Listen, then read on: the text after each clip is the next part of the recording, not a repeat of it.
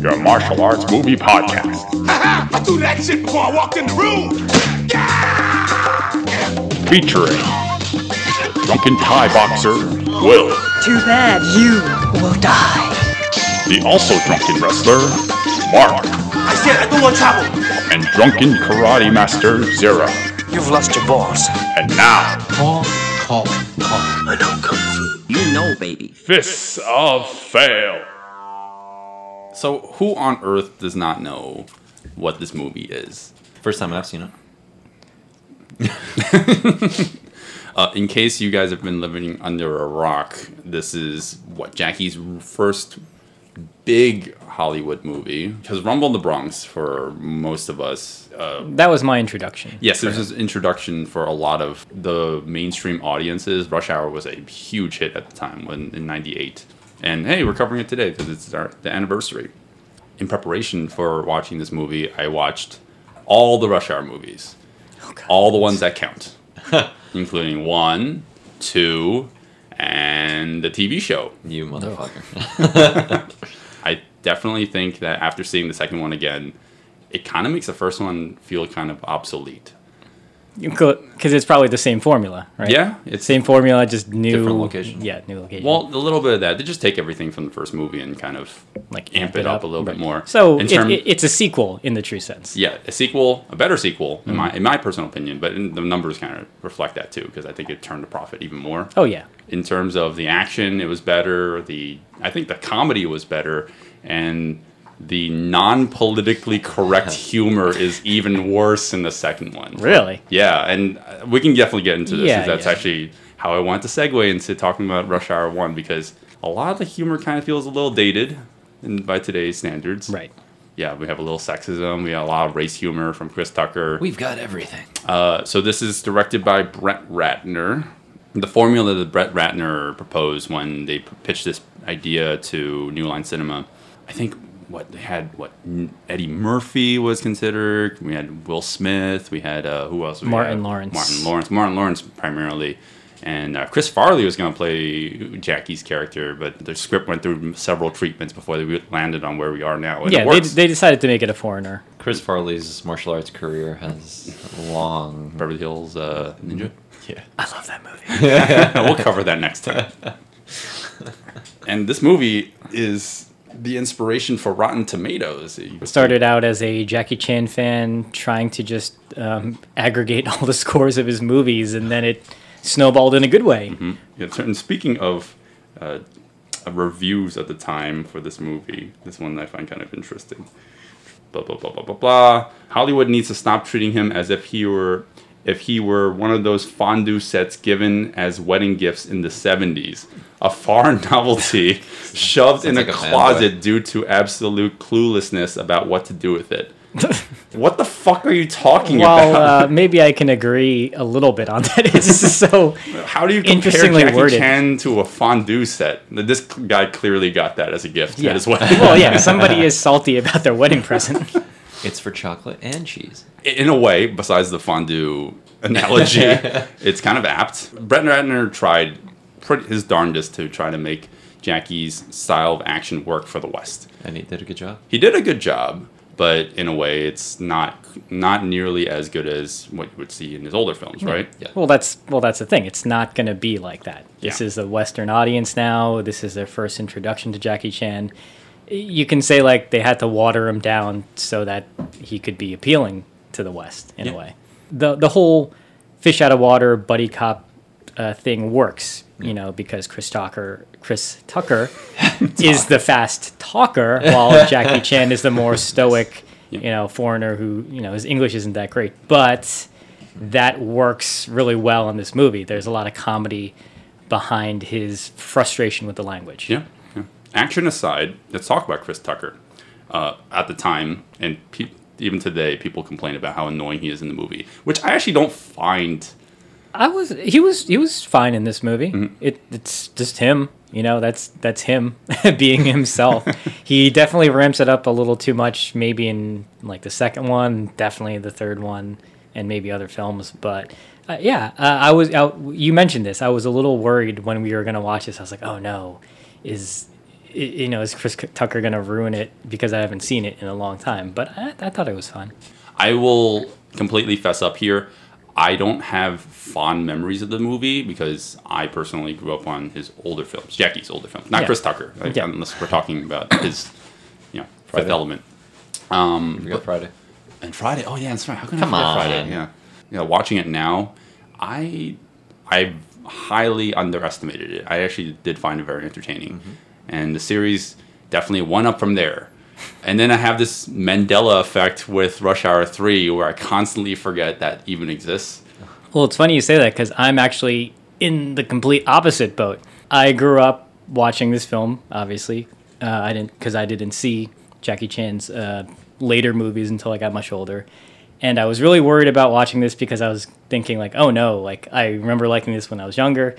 Now that I've seen more of his better films, I'm worried I'm really not going to like this. Yeah. And it's fine as like an action comedy, but I got kind of bored with it. Oh, okay. Yeah. Yeah, I'm kind of in the same boat as you, Zero. Grew up on it, love the movie, even with the previous kind of exposure to Rumble in the Bronx and other Jackie movies way before this. So you're somewhere between us. Yes, right? Yeah, probably. I mean, like, I really remember all the earlier Jackie movies.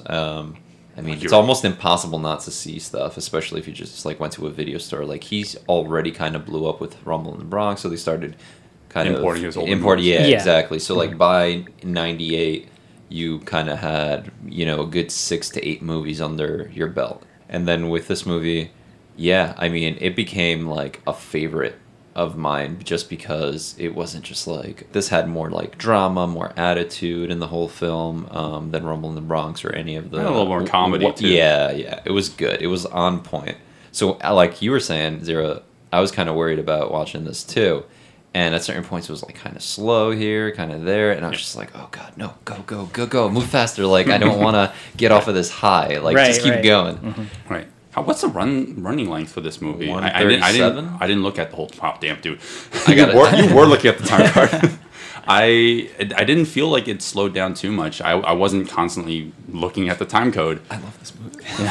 Yeah, no, there's not really too much to say negatively about the film as a whole, but I think for me, because I like Jackie's older movies because I like the action a lot more, going back and watching this, I remember liking it, but now that Sure. I look at fight scenes a lot more critically, Right. that's why I was afraid, because I was pretty sure I was going to be a little disappointed. Yeah. Wow, all three of us have different vantage points. for And this having movie. like this podcast now, you're kind of focused on action scenes. Oh, not yeah. Just Yeah. like, just, in general martial arts movie, you kind of like, it's a different perspective now. You have like, oh, got to look at it more critically this way, that way.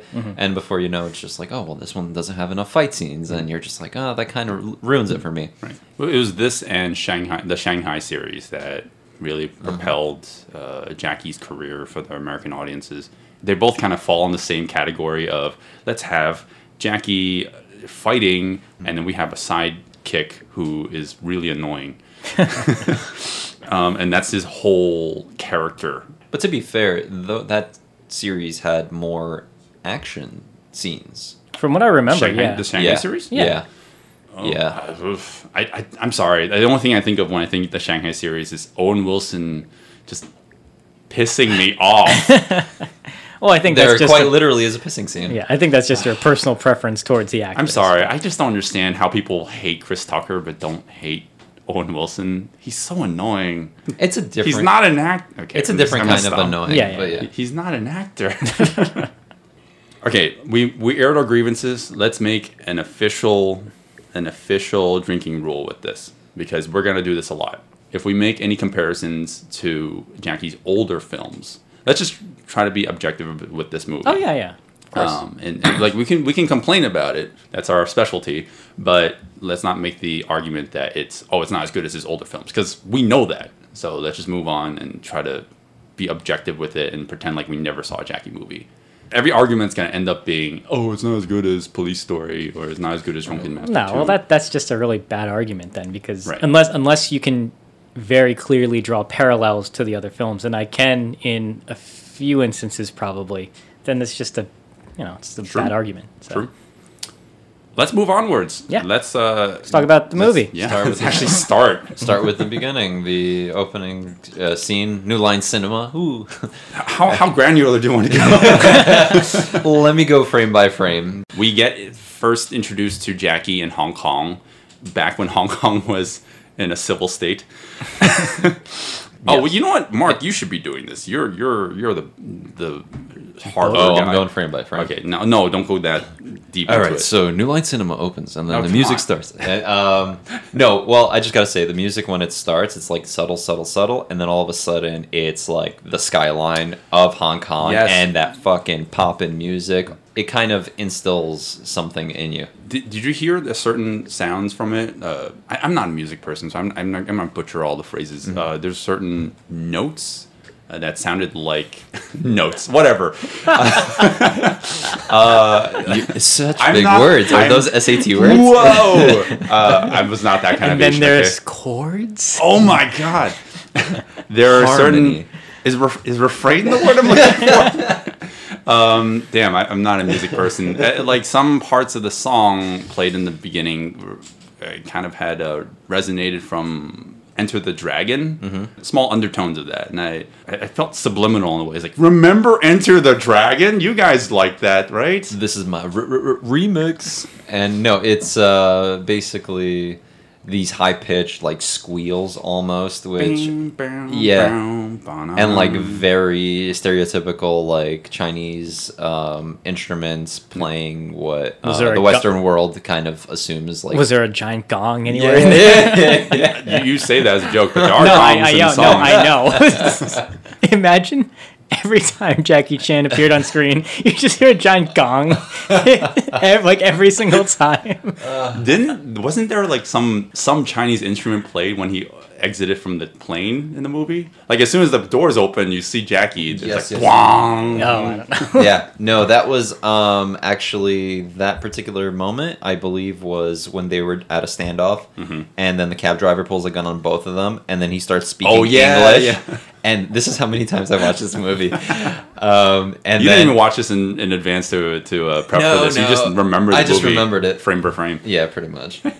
Well, let's focus on the beginning. let's reel this back. So they're at the shipyard. There's just henchmen moving boxes, because moving boxes is a very nefarious. You're setting thing. your scene. You have Yeah. the setting of Hong Kong harbor. You have boats. You have Jackie peeping out of a hatch on a boat.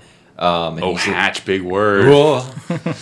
He comes out and he's looking for Juntao and all of this shit. And Well, explain who Juntao is? Juntao is a collector of arts, and that's what he would describe himself as. But he's basically like a crook, a thief who has been He's a crime lord. crime lord, yeah, who's been stealing art for a long time and selling it on the black market to foreigners. Crime lord is smuggling art and artifacts out of Hong Kong and such, and Jackie's there to also be part of that. But also, there's a kidnapped consulate daughter later in the movie, and then he has to go save him Right. and save her, and then Chris Tucker's involved. So the first time that I saw this, it was like exciting, okay, cool, and then just kind of like It's a small. it was small, it was sufficient, it was okay. This a first glimpse. action scene, it was nice. After rewatching it after so many years, I'm just like, this is not enough. I can't. Yeah, like I need more. Kind of how I felt a little bit too. I mean, so what happens is after a really brief scuffle, when I think his name is San, Sang, yeah. the Kevin Leung? Kevin the, Leung. The blonde blondie, Asian, yeah, kind of gets He looked like Marshall Mathers. yeah. So he gets away, and there's a neat stunt. Jackie Chan jumps off like the first or second, not floor, but Yeah. Deck. oh yeah, so the second deck, and right in front of the camera. I'm not sure if there was padding on the floor because they did something very clever. I mean, obviously for stunt stuff, the camera is just high enough so that you don't see his feet when he lands. Oh, that looked cool. I wish I could see his feet though, but I guess there was probably padding. Maybe. It's because he broke both of his shins on the Yeah. way down, and they didn't want to put that in the movie. They Yeah. cropped it. It's And, not that long, but a lot's happening. Oh, yeah, a lot happens in a short period of time. Like Yeah. he takes out a guy, and then when he turns around, there's a huge warehouse container that's approaching Cargo, him. yeah. Cargo container, sorry. That's being shoved towards him, and Jackie like obviously does several takes of his stunt. So he wall jumps on top of another container and gets on top of it. But one of the takes, he just barely misses getting his head crushed by the container. That's just standard for Jackie. Yeah. I like any exchange he has when he disarms a guy. It's like very comedic, but very brief. Obviously, you know, Jackie. This whole scene is not meant to be action packed. It's just kind of like a little taste of what it's gonna be like later. Yeah. Could be completely wrong on this, but I thought that Jackie Chan, for like budgetary reasons, like I think he directed almost this whole thing himself, like all the action, because they had a night to do it. So he's like, all right, just let me do my thing. And he did all this. It explains why it's so different. Yeah, it's very short. Yes. Yeah. But it's very different when you compare all the other action scenes. And I think for the major stuff, the major stunts later on in the film, he had huge input that, okay, we're going to change it slightly and we're going to do it this way. How about you do a different angle from this perspective? They're going to listen just because. I'm glad that Brett Ratner had enough respect for Jackie, because I know he was a fan of Jackie beforehand, but he obviously had to tone it down in terms of letting Jackie take the direction of the action, because So was Jackie Chan the action choreographer of he's the the whole coordinator movie? for this, the stunt coordinator for the whole. Technically, the stunt coordinator for the whole movie. Okay. But I mean, obviously, Brett Ratner has final say, and the editing definitely shows. Yeah, that's kind of what was a little disappointing for me, the editing and camera work. Yeah, those two things, and that's all it is when it comes to the action scenes for this movie, and what holds it back from being amazing. But for what it is, this opening scene is a good establishment for the action that you're going to get throughout the movie. It kind of cuts real hard. The bad guy escapes. Pretty much. Yeah. I mean, Then go ahead. you can't. Yeah, they escape, but they get hold of all the merch that was in the cargo containers, and it's a win for them, regardless of the fact that they did not catch the criminal. Inspector Lee, which is Jackie Chan's character, comes in and whispers to Consul Han, "Oh, you know, we've captured the smuggling empire that Juntao held, and we have all this stuff, and we've saved Chinese culture and whatnot."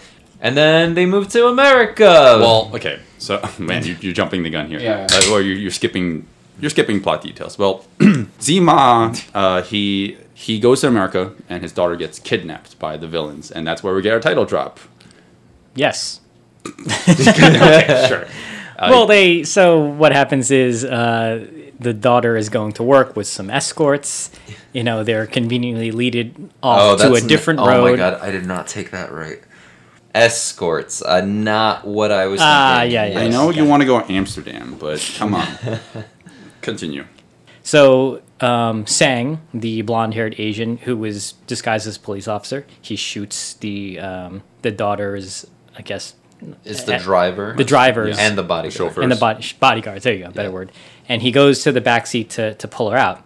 What I didn't realize, and I guess because I was probably watching in like standard definition VHS, is she's covered in blood. Yes. Yeah. She's covered in the bodyguard's blood, and she is frantically like just smacking, swinging, scratching. I didn't notice that the first couple of times. I was like, oh wow, that's it's kind of intense for that little girl. Do you guys know what the rating is? Because I did not check. I think it's PG-13. Is it? Should okay. be. Yeah, Okay. that sounds about That's right. the gratuitous blood there. And that's the most they could do. So you're introduced to Chris Tucker, the Fast talking, fast something, Yeah. all those Los kinds of words. Angeles. Chris Tucker's character is arrogant. He's try to even say the character. It's just Chris Tucker being Chris Tucker. 'Cause, Yeah. Pretty much. I mean, he improvised majority of his lines in this movie. Which is kind of funny. It works It doesn't- so well. I think they were saying that they were really worried that they were not going to be able to edit this together coherently because he just, he went off script so much and he just ad-lib. kept ad-libbing. I mean, our introduction to Chris Tucker's character is like he's just an undercover cop. He's trying to buy C4 From and Chris Penn. And then he kind of almost gets away with it and arrests him, but in Chris Tucker fashion and Everything has to be over the top. For Yeah. him. There's a standoff and then Yeah, they there's get a cop into that gets fight. involved. Yeah, or two cops. I love how they did the exchange in a diner parking lot. Yes. In the middle of the busiest street. Oh my god. CCTV cameras everywhere. And that's the only problem with the movie. Only problem. yeah. No problems Yeah. other than this. Terrible. And Chris Tucker is firing at Chris Penn, who's driving away. With And we get C4 a- in the trunk. With C4 in the trunk. In reality, that car would decimate the entire block. But whatever, movie logic. It's a nice explosion, and then we get Chris Tucker dancing. Yes, it cuts to music, him dancing, and everybody falls in love with Chris Tucker in the first couple of minutes of the movie. And they're like, I love this guy. He's Yeah. awesome and quirky. Yeah, I mean, regardless of whether you Quirky. like him or not, it's a good introduction to his character. Right, you know exactly what you're installed for. Exactly, yeah. And it's too late to get your money back.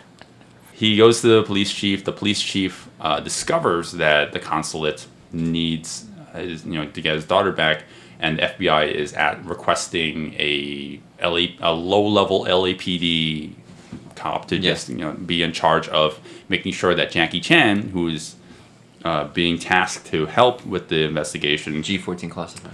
right, that's what they call it. He needs to babysit him so that he doesn't get in the way. So basically, Carter and Lee are the underlings, and they need to just not be involved in the investigation. And we know how this movie plays out. You know, right off the bat, you know what this movie's going to be like. They're going to be the ones who save the day, and they solve all the crimes. While also making everything worse Right. before they fix everything in the end. So Yeah. much worse. Yes. Just once, I want to see a buddy cop movie where the cops fuck everything up, and then the movie's over. Just once. She died because of you. Oh no. And it's 60 minutes.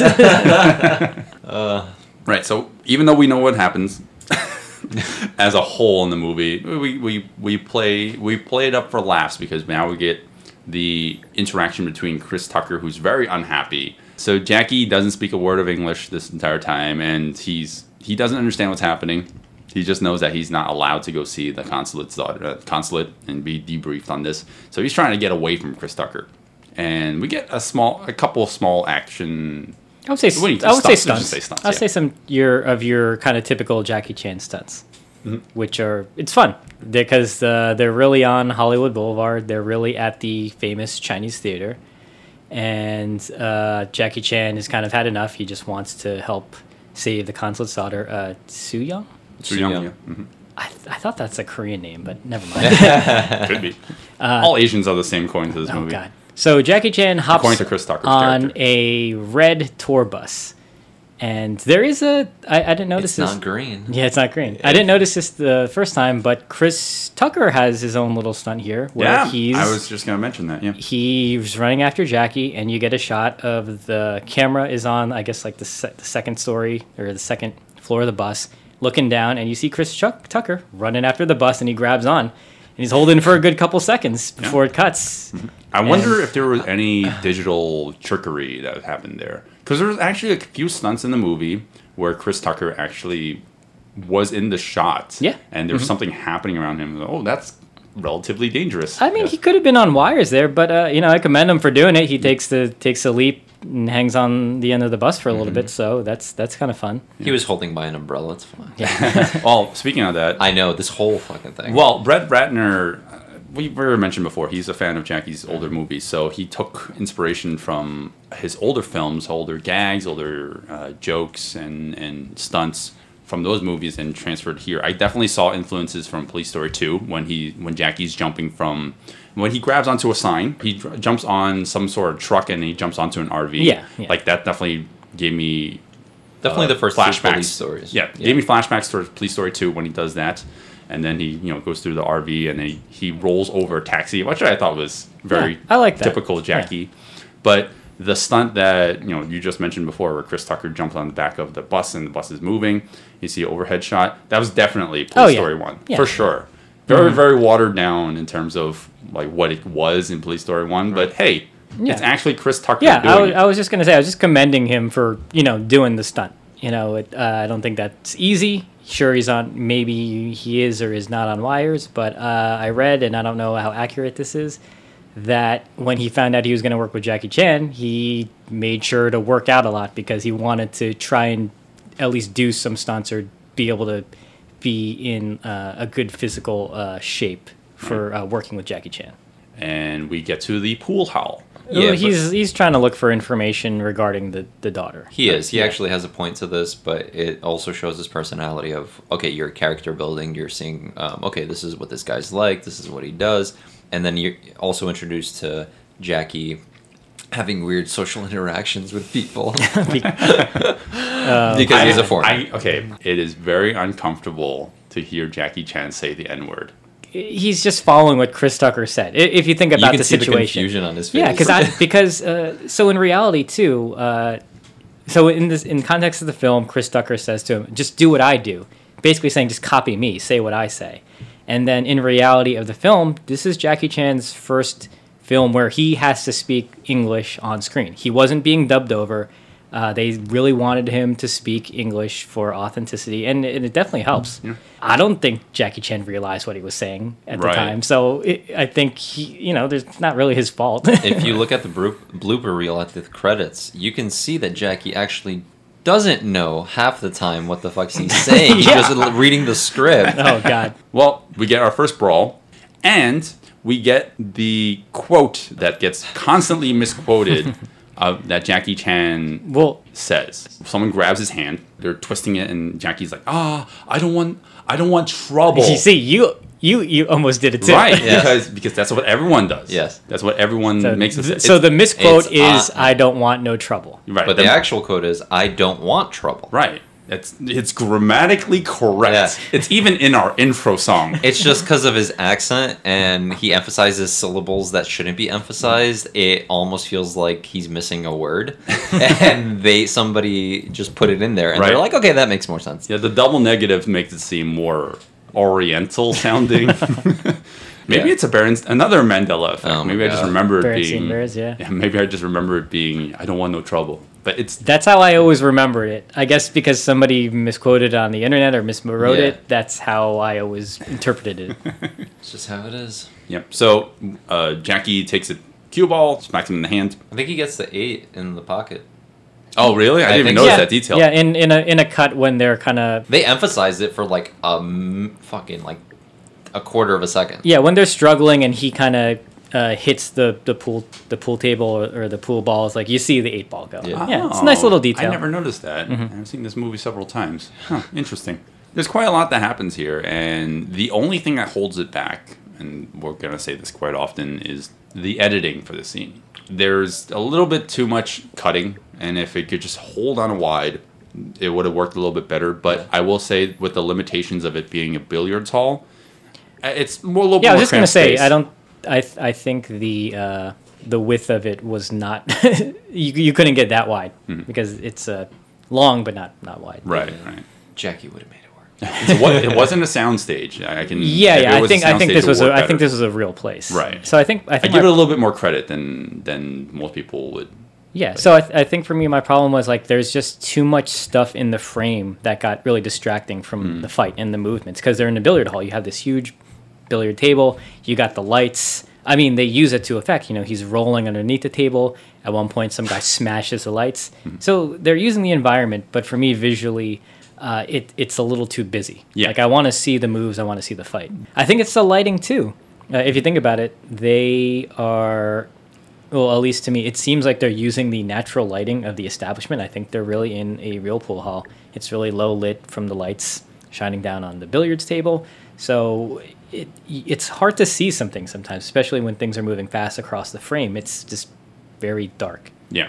Maybe it has something to do with camera speed, too. Because I know that Western cameras operate differently than Hong Kong cameras. Yeah, but I think this is a good entry or introduction to like Jackie's style of comedic fighting, because Jackie's not invincible, which is important to establish. Because the first fight scene seems like he's just kicking everyone's ass, but in this fight scene he's just an everyday guy. He just knows how to use his environment to his advantage. He can get his leg grabbed on top of the pool table, and he'll just figure out a way to jump over it and kick the guy in the face. He just knows to use the cue sticks and smack them over the head. And there's a lot of good form. Yeah, exactly. A lot of good form. He knows how to block everything, and it's good choreography all in all. Simple but very good. Just going through the motions, and it came out on top. Jackie just don't want no trouble. My God, I keep saying it wrong. Yeah. You want to say it wrong. Yeah. Naturally, you just want to say that line. Yeah, Like unfortunately, perpetuates the Asian stereotype. there's some good choreography, especially when he starts using the pool cues. It's pretty good. I think for me, I don't like how it's shot. It was a little visually boring to me. Okay. Like I have a feeling he wasn't in so much control of this scene, or maybe. I'm sure it wasn't. Yeah. And if he was, I think maybe he didn't have control over camera placement or just how they wanted to light it or shoot it. Little things like that. Nah, I can definitely see that. Jackie beats up everybody in the room, and he leaves to the back where he meets up with Carter. No. You're forgetting about the most important scene. He's doing everything Chris Tucker did. Remember, he started with... Oh, he grabs the doobie. Yeah, off the guy. This is not good for your health, and then just throws it on the ground. Like, wow, that joke really did date itself. Because California has completely legalized it now, right? No, they did. Yeah. Okay. Well, you go to LA all the time, so you would know. Recreational marijuana is legal. Yeah, I wonder why you go all the time. Carter locks up Jackie in the car to his steering wheel. Jackie breaks the steering wheel off. Jackie Chan goes to the consulate, and he has the steering wheel tied to him. He's handcuffed to it, but he uses that as a weapon. This is the most cringy scene, one of the cringy think scenes so? for me. Only because of the acting of the two security guys at the gate. This is more uncomfortable than Jackie saying the N-word. I didn't think it was that bad. No, it's the acting, not the N-word. Yeah. Well, they try to, they hold him at gunpoint, and Jackie. Well, because he disputes them says with he's there to see he's there about the consulate's daughter. They think he has something to do with the kidnapping, Right. so they pull a gun on him. Yeah, Right, and- 0 to 100 real quick, just all out of nowhere. And then he basically takes him out, and he then sees that there's more FBI agents coming, trying to gun him down or whatever the hell, because you see sniper scopes, and you assume there's a sniper rifle. And then he basically runs away, exit stage left, runs to the side of the wall. Yeah, he runs up there, very obviously, very parkourish. It's not easy doing that while you have a steering wheel in your hand. He gets up there, he sits down, he plops himself over, and he spins. He turns his head with perfect timing, perfect comedic timing, to be staring directly at the camera. Which comes, Security camera. Yeah, yes, exactly. And that comes back in future films as well. It's just... Do you just have all the movies memorized in your head? it's a standard Jackie Chan kind of scene where he ends up facing a camera. Yeah. You mentioned the sniper rifle guy or people before. Yeah. They're running at the gate. I'm like, It's obviously they should have already had good positions to. Yes. Yeah. I was like, it you should makes be no sense. right at the mansion. Yeah. Why on are you the going to the rooftop. gate? Yeah. So Jackie sneaks in. He climbs up a tree because you can't have a Jackie movie without him climbing something. He catapults himself over to the window ledge. He jumps, and Jackie launches himself through the window, kicks the guy. And there's some cool movements here. He has this really great jumping swiping kick at another FBI agent, and then he goes for the gun. And this is kind of famous because it's great what he does in the bloopers with it. Yeah. But so the whole movement is he's still handcuffed, so he picks the gun up by wedging it between his feet. He propels it upwards, and then he catches it with one hand while also unholstering it, and then pulling the gun on the FBI agent so they stop from trying to attack him. Yeah. It's all done in one take. It's good. I like it. It's one of the more memorable stunts, or not really stunts, but kind of Jackie Chan-ish I would say things from this top movement. 2 stunts in this film, probably.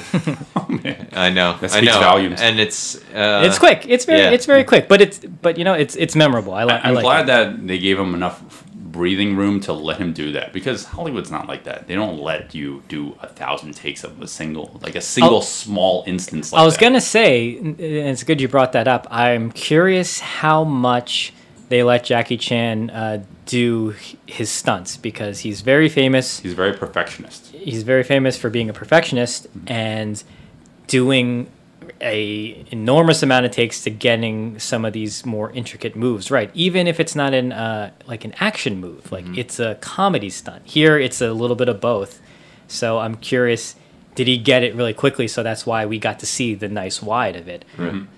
Maybe there's instances where he messed it up and they fixed it. Or they were just worried about him cracking his fucking head open and liability issues. So they're like, we're just going to tone it down to 5 takes and that's it. Yeah. Well, you're a Hong Kong actor, right? You don't get a union. So the consulate's like, okay, no, this guy's with me. Like, I don't understand why you guys are not letting him, protect or do the job that I assigned him. Chris Tucker gets into the fray.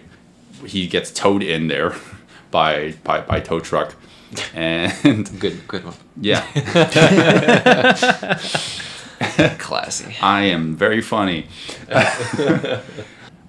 Jackie wants Carter to be there, so he says, Chris Tucker's been with me this entire time. He's helping with the investigation, so let's try to. Let's actually go continue with our investigation. Try to find your daughter. I think he knew at that point too that Chris Tucker wasn't really involved at all, but it was almost like he was vouching for him. Right. Mind you, this is not how the employment process works in any Secret Service area.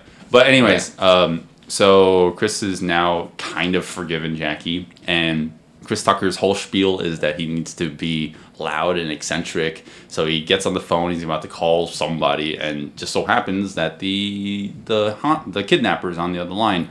And they go over to find where the kidnappers are, and then the place explodes because obviously it's a setup. It's a buddy cop movie. Of course, there's a fucking setup. I like this explosion actually. Yeah, that's good, it was done in multiple camera angles, and it was real. If this would happen today, this would just be they would be flames shooting out the windows.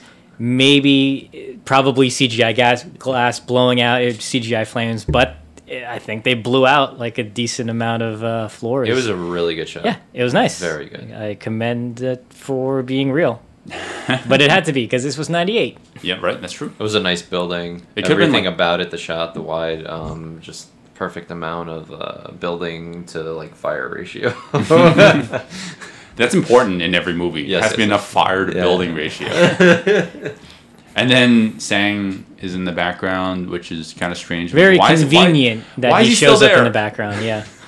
Well, to be fair, he literally is like across the street on a side street, and they just see him come out of the parking garage slowly, like kind of maneuvering his way out, trying to survey the scene and see what's going on so he can make his escape. I mean, obviously he didn't have to come out into the middle of the street. He could have gone into an alley, driven a car away, basically do everything he did at the end of the coming scene without all of the action. Right. Yeah. Well, but action ensues. Well, otherwise we wouldn't have a chase sequence. Yes, exactly. So and Jackie's chasing after him, and Sang jumps up a fire escape and pulls the ladder. Yes. So he can't do the same. And this is where I noticed the issues with establishing shots. You need to make those establishing shots very much conveyed to the audience. Now, even though Sang pulled up one ladder, Jackie climbs up. He does a wall jump onto the second ladder and climbs up there, and then he jumps from that one over to the fire escape where Sang was. And I don't think shooting in the night helps matters in terms of the definitely scene. not. No, I mean the establishing shot was so short, you definitely didn't notice. You wouldn't notice it unless you watch it several times like we did.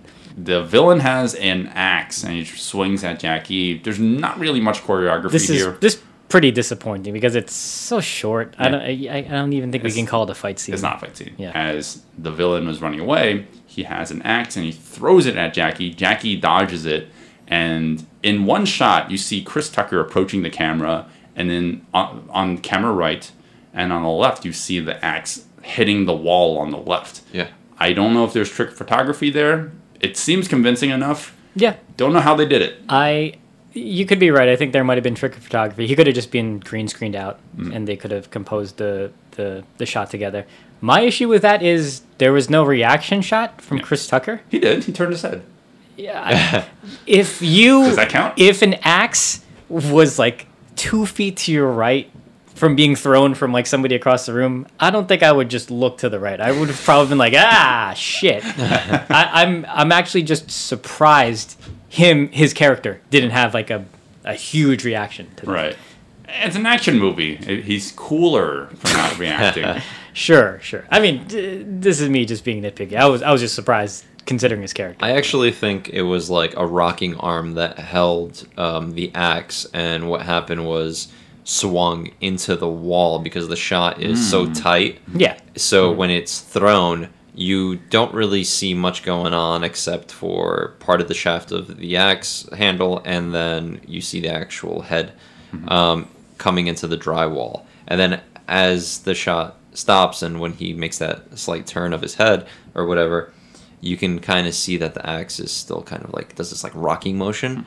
What if that rocking arm wasn't aligned properly? Right, and then we don't have Rush Hour 2. But that's why I think, because they wouldn't risk doing something with like wires or anything that didn't have any like foundation or like structure on the floor. If it deviated in any way because like somebody blew at it and the wind shifted and all of a sudden fucking hit Chris Tucker in the face, like they wouldn't have done that. And that wall was definitely much more forward than Chris Tucker was in the shot. It was just the illusion of it. Yeah. Well, yeah, like we said before, it might be trick photography, but hey, it looked good on camera, and anytime where you can see the actor doing the thing, it's always commendable. That's also probably why his reaction wasn't so severe, because he was like far enough away from it. He's like, ah! Jackie plummets downwards, like he gets his leg stuck on a bridge, and he's like, no, Chris, Carter, don't come over here. Carter doesn't hear him, so he obviously like steps where they are, and then they both plummet down the bridge. I didn't realize that Sang, the blonde Asian, when he's running away, he drops the bomb trigger mechanism. It's fast. It's so fast. They really should have at least cut to an up close of that thing falling out of his pocket or something, because I only noticed it when I was rewatching this. I was like, oh, that's how they get it. It's all a wide. Yeah, they should have zoomed in. They should have like, cut to it. Yeah, all just of that. a quick cut would have been better, because when Jackie Chan has that at the end, I was like, where did he get that from? And even when Jackie grabs it, it's so quick you don't realize he really has it. Yeah, up until later when they finally fall through the scaffolding and he's holding it. Yeah, and Chris Tucker's asking like, what is that? Yeah. All right. So the whole point of that last scene is so that we have an important character arc, if we can even call it that, for Elizabeth Pena's character. She is the bomb disposal trainee in this movie. Yeah. So this is the part that I find confusing. So Chris Tucker is like, well, we found this detonator, and we need you to examine it. And she knows her shit, but she fails the training session because she got distracted. By Chris Tucker, who would not get distracted by him in like a really serious situation. Who would not find Chris Tucker distracting, though? Exactly. Yeah. Well, they go to her, but clearly there's a mentor figure in the movie. Why didn't they ask him? Why didn't they just ask him? Because we needed her in the movie. I mean, they established that nobody likes Chris Tucker, and that's like his only lifeline, I guess. Yeah. So sure, it's fine. They find out that Juntao is going to be at this Chinese restaurant, and this is where we get the bonding moment between these two different police officers. Right. Typical, but it's fun.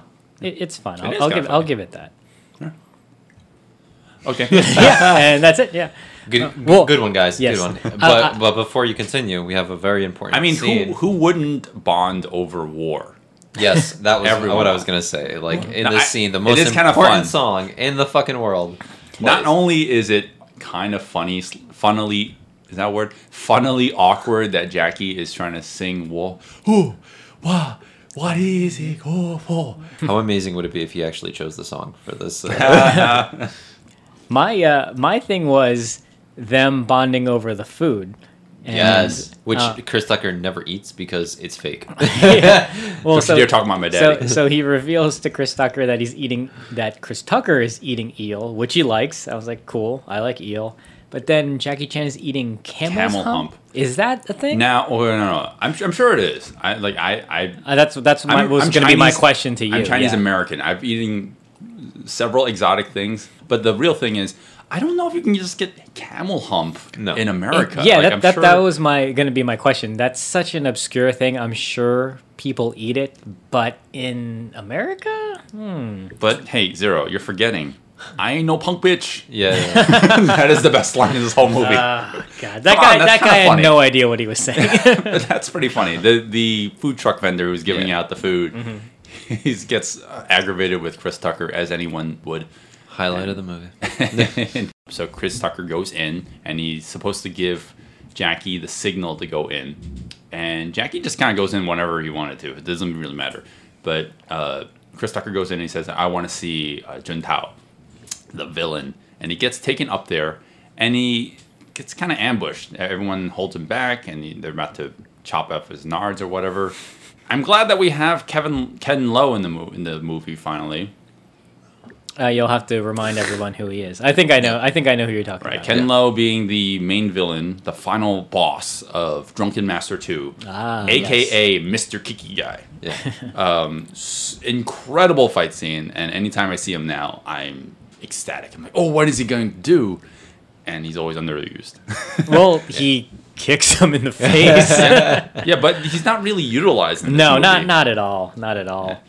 But that whole exchange was great. Just like crossing hands. Who kicked me? Yeah. And all of that. Just and then That was fun. and then- Apparently, that's taken from a Kurosawa film. Seven Samurai. Seven Samurai. Some guy gets hit in the head with a sword. He's like, "Who hit me?" Jackie takes a waiter's outfit. He ambushes a guy. He steals the outfit and puts it on. Yeah. But his entrance to the scene, makes no sense. it makes no sense. Like, he might as well just burst in without doing that. He could have burst in without the food. Like, he could have just beat up everybody because the first thing he says in the room once he enters the room is, like, everybody, you're under arrest or whatever. No. LA. What did we say? No, so LAPD. so actually, that's not why I thought it didn't make sense. I mean, I guess you can take it there and say like he didn't have to bust in being a waiter, but he didn't bust in being a waiter. He walked in as a waiter normally, Right. and then he busted in by flipping the badge saying LAPD, and he fucks that up, and that was for comedic sake. The LAPD part was pointless. He should have just thrown the fucking dish at Exactly. somebody, Yeah. skipped that whole step, and just fight. We're all on the same page. Well, it's all done for comedic purpose. yeah. Yeah. It's fine. Excuse me. Action-wise, there's a lot of good here. Okay, all right. Zero's Teamwork. nodding his head in a way. I like the teamwork between the two main characters, the protagonists, and just how they finally get a moment to shine together.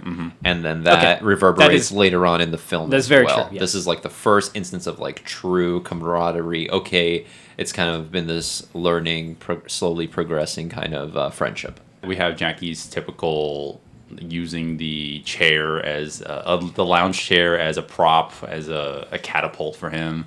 He'll use that to swing over, and like when you see someone about to run at you, your first instinct should not be, oh, I need to roll into this chair to prop myself back up. But that's Jackie. That's his comedic effect. Carter is doing his own thing, and he's fighting his own battle in the corner, trying to make sure he's not going to get killed. He's not doing a very good job at it, but when he finally kind of frees himself from that, Jackie has literally defeated everybody pretty much, and then Carter got away from maybe like one or two people. And now they're like unified. All of the guys get up and they start fighting again. And this is when they like use each other as almost props to help the fight. And then they just kick ass. And then eventually they get the drop on him. Carter picks up a gun, starts laughing maniacally as if he like did it. He's like, beat all your asses or some shit like that. And then randomly enter henchmen from corner door that nobody saw. Well, Chris Tucker has a gun at this point. He does. When the henchman, this second henchman, or this extra henchman comes into the fray, why did they run away? Because, as I said, the henchman came in from a corner. Jackie noticed, Chris Tucker didn't, and in that reaction time, it wasn't enough time to shoot back. You're putting too much realism. Yeah, I'm sorry. Okay. So just to step back just a little bit. One of the things I did like about this fight is it is a Jackie Chan fight. Him using props and then the environment to his advantage. There's a lot of fun movements with somebody trying to get an object. This happens a lot in like Jackie Chan's fights. In this instance, it's a gun. They're using the rug. It's like kind of getting thrown around. One of my little gripes with this scene is the editing.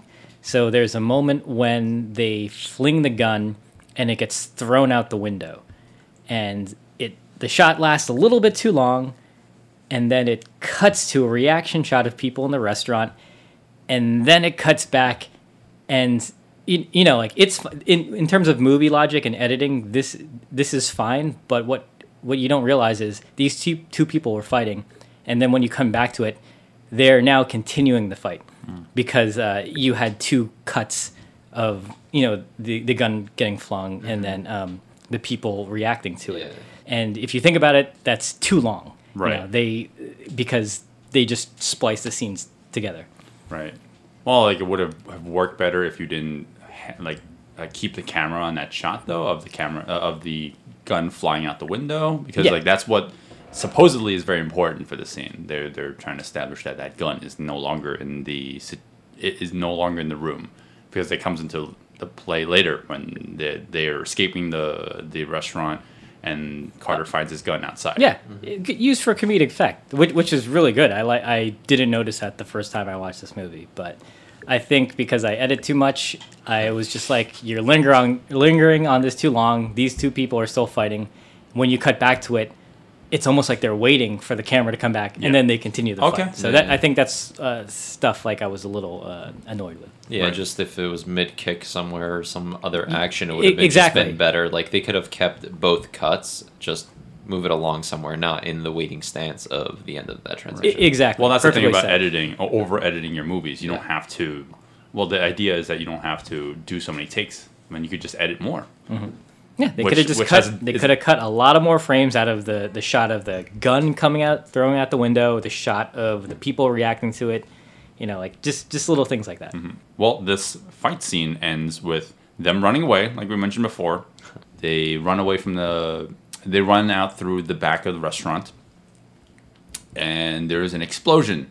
I feel like this wasn't established well in terms of shot composition of why the kitchen exploded. So the I bad know guys I know what shoot why. at them, and that's why you don't bring guns to the kitchen, Will. Is because you could blow up your kitchen. This was not a good shot. No. I get why it happened, Yeah. but it's because it's edited so frenetically, you can't tell why it exploded until you watch the scene again. Well, you don't know why. As a normal person who uses a kitchen, you shouldn't know why this kitchen explodes, because kitchens don't explode when you shoot at them. Well, okay, so what is it? They're running out through the back, and there's gunfire being thrown everywhere. There is just fire in the room. I guess He shoots at the burner. Yeah. Yeah, that's Which it. it probably hits the gas line, and Yeah, then exactly. that's what explodes. And I don't know why that was the incentive to run away because it's gonna blow up. Like, Right, because the goons stopped chasing them too. Yeah. Like, oh, it's gonna explode. But Well, that's why it they didn't cleared out the feel- restaurant. That's why every patron that was at the restaurant clearly ran away, because they knew they were going to be blown up by They the gas didn't run line. away. They all died. They're all dead. They're all on fire. That's what we didn't see. Anyway. Onwards. But we do get a funny callback. Where did that gun go? That was thrown out the window. Conveniently. Is that my gun? It is my gun. Yeah, it's a great line. I missed it. I definitely missed it the first time, but watching this again, I was like, oh, okay, I see what they did there. Well, here is our typical low point of every buddy cop movie. Everyone else calls them out for their incompetence. You're suspended without pay. Give me your badge and gun. You're going home. You're only 3 days away from retirement, and all the typical, all the cop cliches out there. So Jackie is being sent back to Hong Kong, and Chris is no longer working anywhere, just like he is in real life. And yeah, I know, easy jokes. So obviously, being a cop movie, we'll be rogue about this. We'll figure out the investigation, even though there's no incentive to do this anymore. But whatever. They pair up and they find out where the villain is going to be, and I'm missing a beat here before we get to the final confrontation, where we get to the final Who cares? fight. Let's just go to the final fight. Are you talking about how he finds out about the information? Oh no, I'm sorry, I remember now. So they go to they're on the plane and everything, and Right. Jackie's about to leave. Tucker and, convinces Tucker him to get convinces him off, Yeah, yeah. exactly. And they They join the Mile High Club. oh no, stop. They reconcile. They recruit Pena, the girl we mentioned before, and they all go to where the villain is at the end. How? I don't remember. Doesn't matter. Doesn't matter. Right. He calls her and asks her about her panties. Anyway, keep going. He does, actually. Yeah, That's yeah, not yeah. a joke. So they go to the end of the movie. They go to the end of the movie. Yeah. Just walk there. And it turns out that the villain is a longtime friend of the consulate. Who cares? Yep. We find that out before, So- but he comes back again. This is where my curiosity for the movie peaks, because supposedly the initial audience reaction to the movie was that there's not enough action, just like how we feel about the movie. But supposedly there was less action than the final cut. This final fight scene was filmed after the rough cut. The rough cut of it, exactly. And this is definitely the best fight of the entire movie. There's a lot of comedy that is played here, and it speaks volumes to Jackie's character in the movie, because there's a lot going on. Okay, so let's establish that the consulate's daughter has a bomb vest on, so if she gets shot at, she explodes, and everyone in the room will probably get decimated too. If you take it off, she gets blown up. Yeah, right. They exactly. say like 6 city blocks worth of C4. Right, exactly. So there's a lot. Oh, so Yeah. now there's context in the explosive power of C4. The Yes. first time in the fucking movie. Yes. Right. Peña's whole role in this movie was established before, so she could be in this scene to take the vest off of Redemption. her. Yeah, exactly. You knew as soon as she was introduced in the movie, she'd be coming back into And play she later. still almost fucking fails. Well, she guesses. She never passes the exam. She never becomes a bomb. But still, Chris Tucker asks for her assistance in disarming this Look, bomb. it's very Yes. hard to play eeny, meeny, miny, mo when it comes to a bomb disposal. No, I thought it was roses are red, Violets are blue, blue. sugar and sweet, and it's not the right fucking color. It Yeah. was green. Green rhymes with blue. No, sugar. What does green and sugar have to do with it unless it's moldy? Plants are green. You've never had moldy sugar before? Obviously.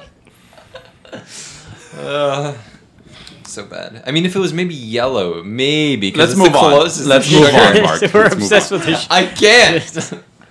They take the bomb vest off. The girl's out of the fray. Who cares? And now we have the final fight scene. It's kind of funny that Jackie's using the bomb vest as some sort of shield. As a shield, yeah. Yeah, it's cute.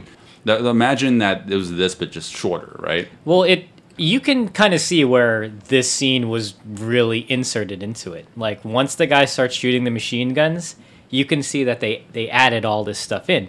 Because after the big Jackie Chan fight, you see the machine gun stuff continue. Like, I think this is where they added this in. Right, but how much shorter do you think this fight scene was? No. I think this fight scene didn't exist. I think this was completely added as a whole. Because this seems like a legitimate, like, Jackie Chan fight that they said to him, like, oh, hey, we need more stuff. Can you make something? And, like, he came up with this stuff based on the context of the story with the the Chinese precious relics, vases, and whatnot.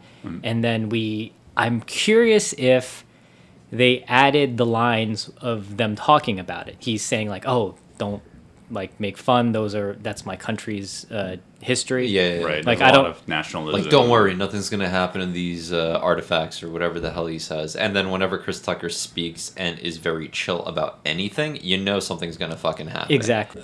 He utilizes these props to his advantage because he's very protective of them. He wants to make sure that nothing happens Yeah. to Well, them. he doesn't use them to his advantage. The villains realize that he. Oh, I is mean him as in the actor. He's yes, like yes. the The stunt actor, coordinator. stunt coordinator, yes. Yeah. It's good. It's well utilized for comedic effect. He's making sure that as he's beating people up, he's disarming them. He's taking their guns away. He's punching them in the face.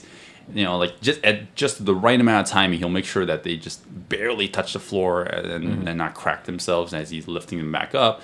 And then the viewers have this sigh of relief in that moment, like, yes, awesome, Yeah. he did it, he saved the day. With impeccable timing. Yes, which is amazing. important. I already told you guys what a kip up is, right? When you're lying on your back, you kick catapult up, yourself. You kick back up. upward, and the momentum forces you to stand. Land on your, you stand on your stick, feet. You stick the landing. You land on your feet. So Jackie, as a vase is about to fall on, is on top of him. He pushes the vase off, and he kips up onto his feet. And he grabs the vase as it's basically in midair, and he pushes it back into standing position. It's very impressive. It's very Yeah, impressive. this is for me, this is like the best fight scene of the movie. Of and course. and it's so strange that this almost wasn't in the movie without the test screenings. So Jackie, he walks out of this thinking, "Oh, I did good. I made sure that China's history is preserved." And then one of the vases explodes From via gunfire. and From he a says, fucking "Shit." And he's from an Uzi, if I remember. Yes, correctly. it is an Uzi. Yeah. We're talking about the rough cut. I wonder if it would have just been them doing the reveal. Sang's character meets his end via Chris Tucker. He gets shot. We get like a Western type showdown. Yeah, like a spaghetti Western kind of thing. They both, or they're both about to discard the weapon, but they both pull out a secondary and they both shoot themselves. Well, shoot at each other. Who can shoot themselves first? I'm just inserting my own fan fiction. I want to in see there. that Western. We're like, draw. Earlier, Sang gave him a napkin. It was like, wipe yourself off. You're bleeding. You're bleeding. And then this time, Chris Tucker's like, wipe yourself off. You're dead. Yep. That doesn't make any sense. Listen, he just wanted a. And then he teabagged him.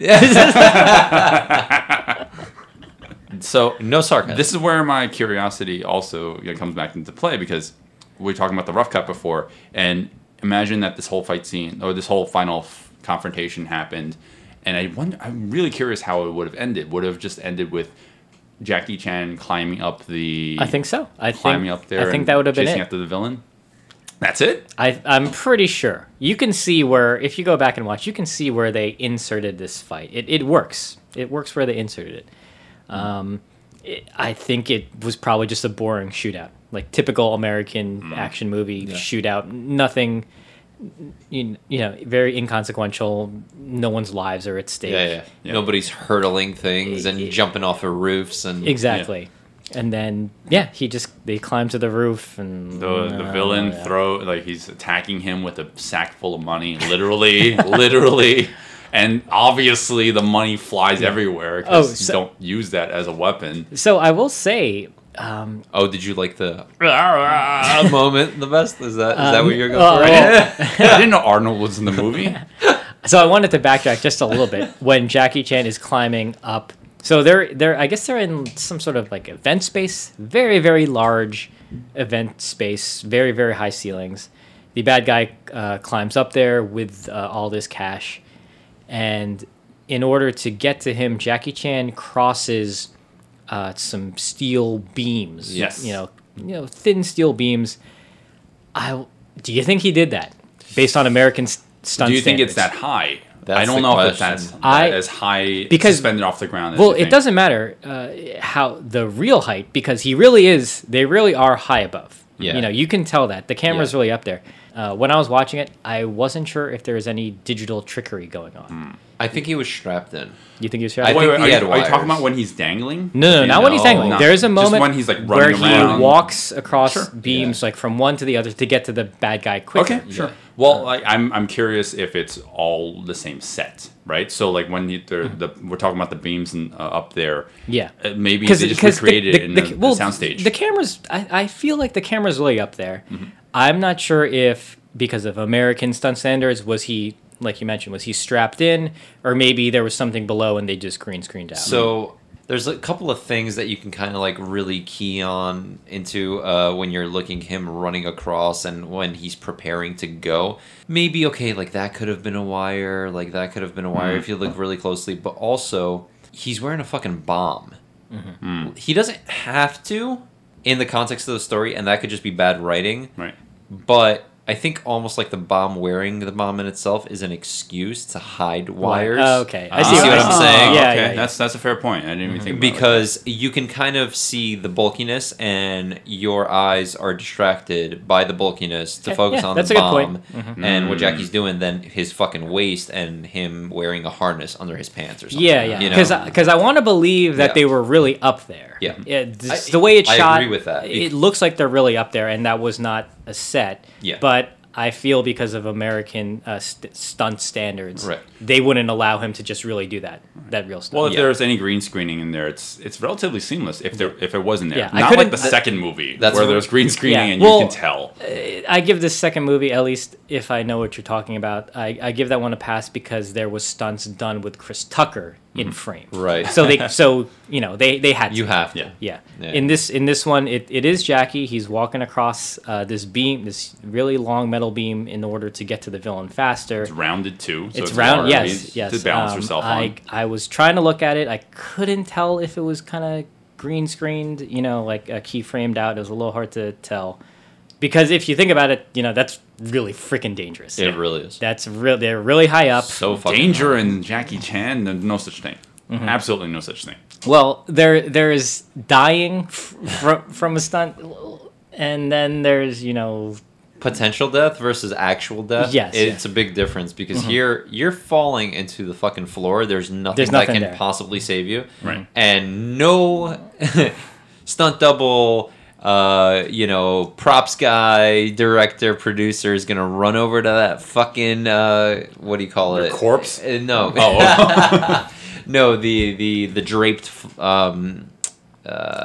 flag thing that they use at the end or whatever to catch him. Like, nobody's gonna fucking do that. so fall over to the side of the edge where Jackie is dangling from this metal pole that you were talking about before. it's rounded, so rounded, he so has no grip. That's Exactly. the only part that was like probably green screen. Yeah, In that yeah. moment Sure. when No, he that's gets for sure. smacked, money flies. You see the face up close, zoom in on both Jackie and Jungtao, and you see them kind of like dangling. Yeah.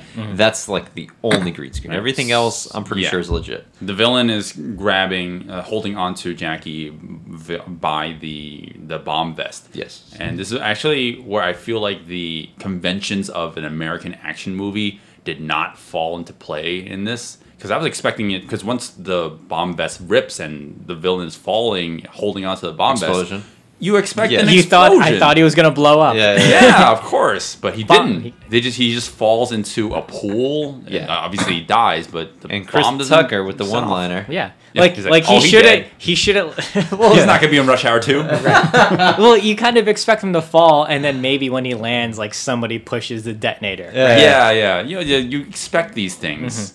In a way, It's kinda nice. disappointing. It was. It's kinda nice and that- disappointing. You perfectly said. Yes, you expect the explosion. It's kind of nice that Apathetic. they restrain themselves. That's the general summary of this movie. He lands. Doesn't matter. Jackie's now dangling. He tells Chris Tucker to save him somehow, and Chris is just being. He's like, "No, don't worry. Just hang there. I'll be back." Like an asshole. Yeah. He's like, "No, don't worry. I'm just messing with you." I'm like, "Don't be fucking messing with him. Yeah. He's about to die." But that's Tucker. He grabs one of the banners. I guess you got like a Yeah, like the a banners. very That's long the drape- word I was looking for. Very long draped Draping. banner that goes from floor to ceiling. Yes. And he pulls it just as Jackie is falling, so he's able to land on it and slide down. I like this stunt a lot. I know they couldn't really do it. Oh, Like- right. Okay. So This is go on. really impressive visually, and if you think about it logistically, because it's kind of scary. Yeah. This guy just falling down and sliding down on this banner. I wish this was a Hong Kong stunt. I would have loved to seen Jackie really do this. Ooh, yeah. I know It would have been one long take. It would have been multiple angles of the Oh same yeah, thing. that's what I was repeated thinking. I was several thinking times. Police Story. We would have got different cuts. But you know what though? So Chris Tucker's character has to slide it so that as he's falling, he can land on it. Like if this was Hong Kong, this was Jackie, it would have probably already been there. I wanted for Carter to safety's sake. trip so bad as he's running and pulling this fucking thing because it would just been the best son. It would have been done. That's it. Yeah, I wished this got the real Jackie Chan treatment, and he really fell Right. and slid down. Yeah, like for American audience, maybe they don't have the attention span to like really appreciate it. But if you shoot at the right angle and you emphasize how dire this is, Jackie's really doing this. I'm thinking, who am I right now? When he's Yeah. dangling, he's falling from the side of the a side of the building. building, yeah. Like it's just literally him just doing that, and you just get it at multiple angles. I'm sure the whole thing was less than 10 seconds long in actuality, but if you shoot at different angles, it's very impressive. And for this specifically, if you just shoot at different angles and emphasize the descent, it's a very impressive stunt. Yeah. And I'm sure at the bottom it wasn't just one man holding onto the banner. Yeah, yeah. I almost wish that Chris Tucker wasn't at the bottom, because what happens is it's capped off with comedy. You know, they both crash into each other. Like if it was just him sliding down, like maybe they could have, you know, dragged the shot out a little more, so we could have taken in like, this is an impressive stunt. This is him really sliding down. Right. Well, they This want to huge emphasize banner. the comedy. Yeah, so that's my only issue. And obviously they needed that because, you know, they need to establish that they're like a buddy cop duo, and they're kind of they're so in touch with one another. They're kind of in a way kind of like a gay couple, you know, because Jackie kisses him for saving his life. Wow, look at them. They're kind of like gays. Oh, wow. Well, this isn't that funny? No, this is the 90s. You can't kiss another man and without saying no homo. And He says he's trying to be polite. yes. And that's why Jackie didn't want to make the fourth movie, because the script was them getting married. Sure. Consulate's daughter is saved, etc., etc. Da, da, da, da, da. Jackie is about to go his own ways, and Carter's like, "No, I'll join you." No, he's not going his own ways. They They yeah, both they're, going- they're friends. Yeah, Yeah, so yeah, yeah. they're going on vacation. I'm sorry, I'm together. thinking about how the second movie ends, which is very analogous to how this movie ends. Yeah, yeah. He's going to China. They're going to both China. Hong Kong, right? Yeah. Beach Boys. What a lot of people, at least a lot of Jackie Chan fans who have watched his other films realize is he has bloopers in this movie. It's kind of a way that he caps off the seriousness of his films and the crazy stunts he does to show like, hey, like sometimes he fucks up. You know, like it's pretty dire. It gets pretty real. What I liked, and I think like probably this movie started the trend, is like this became like a real goof reel, like a outtakes track for him, because they started at least in the American films, they started showing like all the dialogue mess ups. And unfortunately for me, my favorite part about this movie is the blooper reel. Like you need to watch the whole movie because the blooper reel is so good. Yeah. For me, in my opinion, like everything they mess up, all like Jackie Chan's and sorry, yes, he doesn't speak English that well, but all his English mess ups, they're so good. They're so And it's funny. not just Jackie. It's exactly, It's yeah. Carter too. Mm-hmm. Yeah. Carter? Tucker. Tucker. Yeah. Tucker's like, Which he's actually is in messing the up Cha-Cha blooper reel. reel too, because Carter keeps on, Tucker keeps on messing up. He's like, whatever, Jackie. Oh, you're Jackie. thinking that's the second. That's Is it? That's the second Oh, one. Yes, no. yes. It's a little strange. Like I love the blooper reel of these movies. The first one's pretty good. The second one is the best. Yes. But in order to experience that, you need to watch the whole movie. Yeah. It's worth it for that. Yeah, it's A worth couple it for minutes that. Yeah, of bloopers, Jackie yeah. Chan messing up his lines. Well, in a language that he at the time wasn't comfortable with. Exactly, but it's so funny. I don't want to laugh at him because he's bad at English. I want to Well, laugh at him he's having a because- good time with it. Yeah, which I is think important. exactly. Yes. What is everyone's thoughts on the movie besides its legacy? Profound. Wow, that is not the word I would use. No, it had a super powerful impact on the market, on the Western world, as far as Jackie's introduction into Western media, and being a household name for sure. But yeah, it's definitely a must-see cult classic. Jackie Chan is good regardless of how he feels about the filming or how he feels about his involvement in the film. Western audiences should see it. Will Eastern audiences enjoy it? Probably not. Just different cultures, different mentalities, and different preferences. I would recommend the movie, definitely. Fight scenes, not so much. However... So you recommend the whole movie, I fights and plot included, and the whole experience included. Whole experience. Okay. Yes. Huh. Yeah. It's this one's a little like that. This one's a little tough for me. I liked this movie as a kid growing up. I've watched a lot of martial arts films now. I look at them a little more critical now. If you like Jackie Chan movies and you haven't seen this one in a while, if you like buddy cop comedies and you like Chris Tucker, then yes, you could watch this.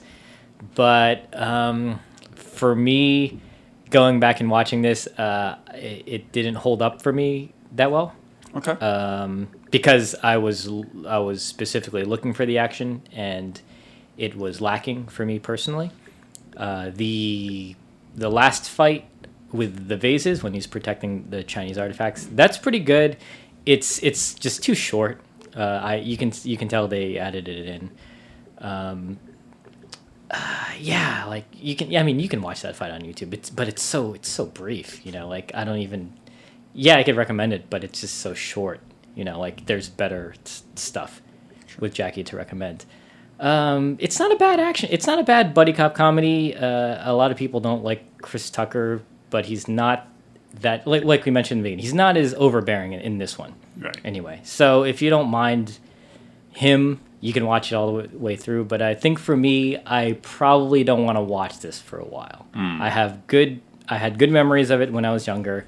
Watching it now, I was a little disappointed. So I think like I just don't want to see it again. and I don't want to. Is that a negative connotation? I'm saying because I think my nostalgia for this and my good memories are still much stronger than me viewing it recently. That I think if I don't watch this again, the nostalgia will eventually take over, and I'll still have good memories of this. So if you're in that boat like me, then I would say probably don't watch it again. Yeah. Okay. Gotcha. If you don't mind buddy cop comedies, if you like Jackie Chan's American films, though, yeah, of course, this is great. I grew up with Jackie Chan. I watched a lot of his movies when growing up. So when Rush Hour came out, I was thoroughly surprised, not because he was finally coming out to America, but because people gave a shit about Jackie Chan. I'm like, oh, he's just that guy that I watched when I was growing up. It's very foreign for me to experience that. You were in the inn before it I became was a thing. I was kind of a hipster as an 8-year-old. Yeah, when this movie came out. Yeah, I was very surprised to see that American audiences respected the movie the way that they did. It's very unfair for me to ever critique it in a way that makes me compare it to his movies that I grew up with. Because Mark said it before, that culturally, you need to make sure that this introduction to Jackie Chan fits the American palate. The Hong Kong style action that Jackie Chan was involved in is superior in every sense. Like, you get everything was better back then in terms of the way that Jackie Chan would stage his action. But you know, as an introduction, you need to wet the palate. Yeah, exactly. You need to wet the palate. You need to ease people into Jackie Chan style of comedy and action. I'm the flip side of you guys. I don't have that nostalgia like to the same degree that you guys do, and I actually appreciate it more because I can take one step back and see how it's important for an American audience to appreciate it.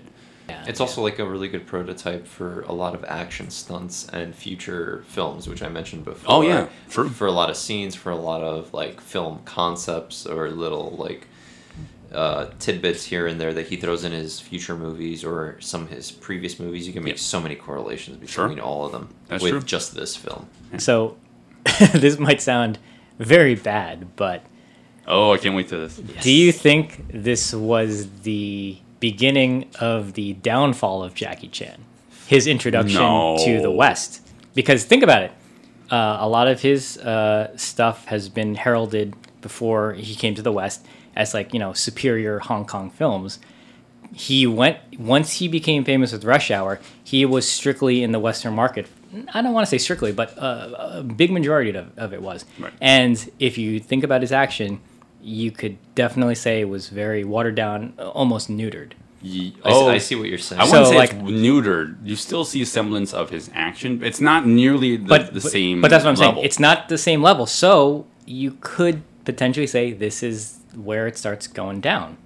I don't want to say that like it gets bad or worse, but it's not on that par of his 80s, 90s Hong Kong film. He is getting older, and he has said himself that if given that CGI will ever make his action a little bit more convincing and he doesn't have to do as much work, he will totally do it. And granted, he said that. Granted, I will give him slack and say that, you have done so much in terms of action cinema. You deserve it. You need to take a break. Yeah. However, please stop making Bleeding Steel movies. Please stop making movies of that caliber. Yeah, because those movies are terrible. Well, No one watches his modern movies. yeah, Kung Fu Yoga. right. So when I say downfall or downhill, like I don't want to be so negative about it. I just want to say, like, if you think about his best stuff, where do you see a decline in quality? Maybe. And for me personally, I think it was once he, and you mentioned this a little bit too, like, so once he got acclimated to the Western audience and started making more Western films, I think that's when they were just like, oh, Jackie Chan's in it. We don't have to like do it exactly how he did it because we have the actor.